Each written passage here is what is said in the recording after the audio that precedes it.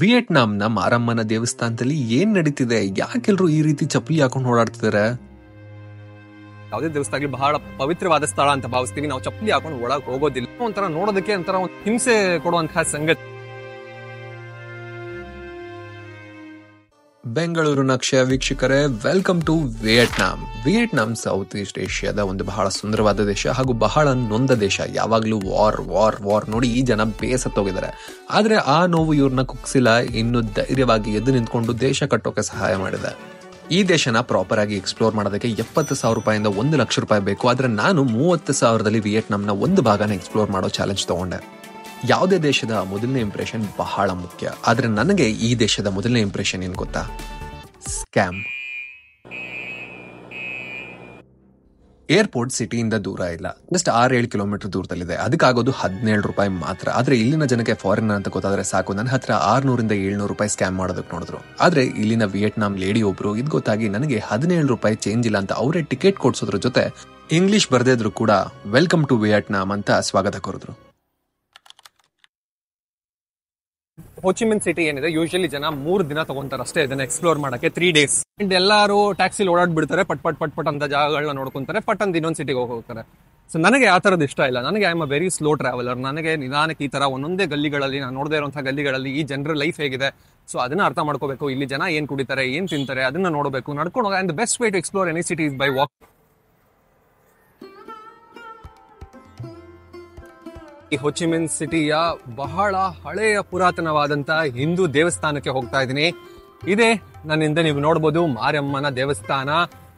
19ನೇ century ಅಂದ್ರೆ 19th ಸೆಂಚುರಿಯಲ್ಲಿ ಈ ಒಂದು ದೇವಸ್ಥಾನನ ಕಟ್ಟಿದ್ದು. ಸೊ ತಮಿಳ್ ಕಮ್ಯುನಿಟಿ ಅವರು, ಯಾರು ಚೆಟಿಯಾರ್ ಕಮ್ಯುನಿಟಿ ಅವರು ಇರ್ತಾರೆ, ಅವರು ನಮ್ಮ ಇಂಡಿಯಾದಿಂದ ಇಲ್ಲಿಗೆ ಮೈಗ್ರೇಟ್ ಆಗಿ ಬಂದು ಇಲ್ಲಿ ವಾಸ ಮಾಡೋದಕ್ಕೆ ಶುರು ಮಾಡ್ತಾರೆ.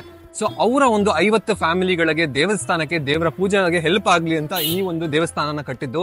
19th ಸೆಂಚುರಿಯಲ್ಲಿ ಈ ಒಂದು ದೇವಸ್ಥಾನನ ಕಟ್ತಾರೆ. ಬನ್ನಿ ನೋಡೋಣ ಹೇಗಿದೆ ಈ ದೇವಸ್ಥಾನ. ನಮ್ಮ ದೇವಸ್ಥಾನಕ್ಕೂ ಈ ದೇವಸ್ಥಾನಕ್ಕೂ ಏನ್ ಡಿಫರೆನ್ಸ್, ಏನೆಲ್ಲ ಟ್ರೆಡಿಷನ್ಗಳಲ್ಲಿ, ಆಚಾರ ವಿಚಾರಗಳಲ್ಲಿ ಡಿಫರೆನ್ಸ್ ಇರುತ್ತೆ ನೋಡೋಣ. ದೇವಸ್ಥಾನದ ಹೊರಗಡೆ ನೀವು ಈ ತರ ದೇವರ ಪೂಜೆಗೆ ಬೇಕಾಗಿರುವಂತಹ ಸಾಮಗ್ರಿಗಳನ್ನ ನೋಡಬಹುದು.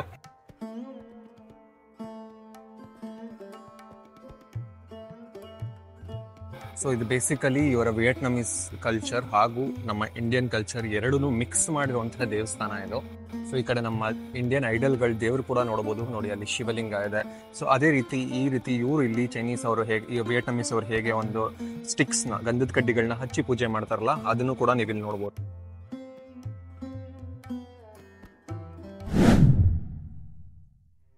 ದೇವಸ್ಥಾನದ ಗರ್ಭದ ಗುಡಿ ಮುಂದೆನೆ ಚಪ್ಪಲಿ ಬಿಡಿ ಅಂತ ಬೋರ್ಡ್ ಇದೆ. ಆದ್ರೆ ಎಷ್ಟೋ ಫಾರಿನರ್ಸ್ ಇದನ್ನ ಓದ್ದೆ ಪ್ಲಾಟ್ಫಾರ್ಮ್ ಮೇಲೆಲ್ಲ ಹತ್ತು ಓಡಾಡ್ತಾರೆ. ಸೊ ನೋಡಿದ್ರಲ್ಲ, ಇದು ನಮ್ಮ 19th ಸೆಂಚುರಿಯ ಮಾರಮ್ಮನ ದೇವಸ್ಥಾನ. ಒಂದು ಬೇಸರದ ಸಂಗತಿ ನನಗೆ ಇಲ್ಲೇನಾಗಿದ್ದು ಅಂದ್ರೆ, ಸೊ ಇಲ್ಲಿ ನಾವು ನಮ್ಮ ಇಂಡಿಯಾದಲ್ಲಿ ದೇವಸ್ಥಾನನ ಅಥವಾ ಮಾರಮ್ಮನ ದೇವಸ್ಥಾನ ಆಗಿರ್ಲಿ, ಯಾವುದೇ ದೇವಸ್ಥಾನ ಆಗಲಿ ಬಹಳ ಪವಿತ್ರವಾದ ಸ್ಥಳ ಅಂತ ಭಾವಿಸ್ತೀವಿ. ನಾವು ಚಪ್ಪಲಿ ಹಾಕೊಂಡು ಒಳಗೆ ಹೋಗೋದಿಲ್ಲ.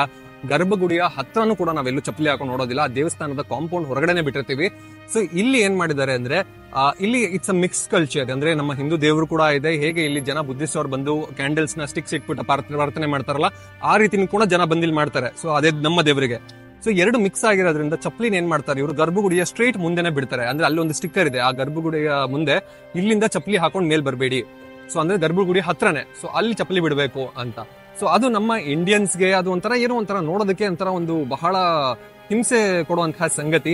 ಯಾಕಂದ್ರೆ ನಾವು ಆತರ ನಮ್ಗೆ ಅಭ್ಯಾಸ ಇಲ್ಲ. ನಮ್ಮ ಇಂಡಿಯನ್ಸ್ ಅಲ್ಲಿಂದ ಇಲ್ಲಿಗೆ ಟ್ರಾವೆಲ್ ಮಾಡೋರು, ಇಲ್ಲಿ ಮಾರಮ್ಮನ ದೇವಸ್ಥಾನ ದರ್ಶನ ಮಾಡೋಣ ಅಂತ ಬರೋರಿಗೆ ಈ ಒಂದು ಸಂಗತಿ, ಈ ಒಂದು ನೋಟ ಏನಿದೆ, ಚಪ್ಪಲಿನ ಗರ್ಭಗುಡಿ ಮುಂದೆನೆ ಬಿಡೋದು, ಅದು ಸ್ವಲ್ಪ ಡಿಸ್ಟರ್ಬಿಂಗ್ ಅನ್ಸುತ್ತೆ. ಅಂಡ್ ಐ ಥಿಂಕ್ ಇಲ್ಲಿನ ವಿಯೆಟ್ನಾಮೀಸ್ ಅಥಾರಿಟಿ ಅವರು ಕೂಡ ಇದ್ರ ಬಗ್ಗೆ ಯೋಚನೆ ಮಾಡಬೇಕು. ಅಂಡ್ ಚಪ್ಪಲಿ ಸ್ಟ್ಯಾಂಡ್ ಸಿಂಪಲ್ ವಿಚಾರಗಳು, ಒಳಗಲ್ಲಿ ಬಿಡೋ ಬದಲು ಇಲ್ಲಿ ಮಾಡಿದ್ರೆ ಓಕೆ, ಇಲ್ಲೊಂದು ಚಪ್ಪಲಿ ಸ್ಟ್ಯಾಂಡ್ ಇಟ್ಟರೆ ಎಲ್ಲ ಬಂದು ಇಲ್ಲಿ ಬಿಟ್ಬಿಟ್ಟು ಹೋಗ್ತಾರೆ. ಅದ್ರಲ್ಲಿ ಏನ್ ಖರ್ಚಾಗುತ್ತೆ, ಏನ್ ದೊಡ್ಡದಿದಾಗುತ್ತೆ ಅಲ್ಲಿ. ಇದು ಬರೀ ನನ್ನ ಒಬ್ಬನ ಒಪಿನಿಯನ್ ಮಾತ್ರ ಅಲ್ಲ, ಇಂಡಿಯಾದಿಂದ ಬರುವಂತಹ ಸಾಕಷ್ಟು ಭಕ್ತಾದಿಗಳ ಒಪಿನಿಯನ್ ಇದು. ಒಂದು ದೇಶನ ಖುಷಿಯಾಗಿ ಎಕ್ಸ್ಪ್ಲೋರ್ ಮಾಡೋಣ ಅಂತ ಬಂದವನಿಗೆ ಮೊದಲನೇ ದಿನ ಹಲವಾ ಸಿಕ್ತು. ಏರ್ಪೋರ್ಟ್ ಅಲ್ಲಿ ಯಾರಿಗೂ ಇಂಗ್ಲಿಷ್ ಬರಲ್ಲ, ಬಸ್ಗೆ ಸ್ಕ್ಯಾಮ್, ಸಿಮ್ ಕಾರ್ಡ್ಗೆ ಸ್ಕ್ಯಾಮ್ ಮೇಲೆ ಸ್ಕ್ಯಾಮ್, ಇಡೀ ದೇಶನೇ ಹಂಗ. ಇಲ್ಲ, ನನಗೆ ಸ್ಕ್ಯಾಮ್ ಮೇಲೆ ಸ್ಕ್ಯಾಮ್ ಮಾಡಕ್ ಹೋದಾಗ ವಿಯೆಟ್ನಾಂ ಲೇಡಿ ಬಂದು ಸೇವ್ ಮಾಡಿದ್ರಲ್ಲ, ಅದನ್ನ ನೋಡಿದಾಗ, ಹಾಗೆ ನಮ್ಮ ಆಚಾರ ವಿಚಾರ ಗೊತ್ತಿಲ್ಲದಿರುವಂತಹ ವಿಯೆಟ್ನಾಂ ಜನ ಮಾರಮ್ಮನ ದೇವಸ್ಥಾನಕ್ಕೆ ಹೋಗಿ ಭಕ್ತಿಯಿಂದ ಪೂಜೆ ಮಾಡೋದನ್ನ ನೋಡಿದಾಗ, ಎಲ್ಲೋ 1-2 ಕೆಟ್ಟ ಘಟನೆ ನಡೆದಂತಹ ಒಂದು ದಿನದ ಎಕ್ಸ್ಪೀರಿಯನ್ಸ್ ಇಂದ ಇಡೀ ದೇಶದ ಜನರೇ ಹಂಗೆ ಅಂತ ಹೇಳೋದು ಎಷ್ಟು ಮಟ್ಟಕ್ಕೆ ಸರಿ? ಮುಂದೇನಾಯ್ತು? 30,000 ರೂಪೀಸ್ಗಳಲ್ಲಿ ಚಾಲೆಂಜ್ ಕಂಪ್ಲೀಟ್ ಆಯ್ತಾ? ಈ ಜನರ ಮೇಲಿನ ನನ್ನ ಇಂಪ್ರೆಷನ್ ಚೇಂಜ್ ಆಯ್ತಾ? ಮುಂದಿನ ವಿಡಿಯೋಗಳಲ್ಲಿ ತಿಳಿಯುತ್ತೆ. ಅದಕ್ಕಾಗಿ ಈ ಕೂಡಲೇ ಸಬ್ಸ್ಕ್ರೈಬ್ ಮಾಡಿ ಹಾಗೂ ಬೆಲ್ ಐಕಾನ್ನ ಪ್ರೆಸ್ ಮಾಡಿ.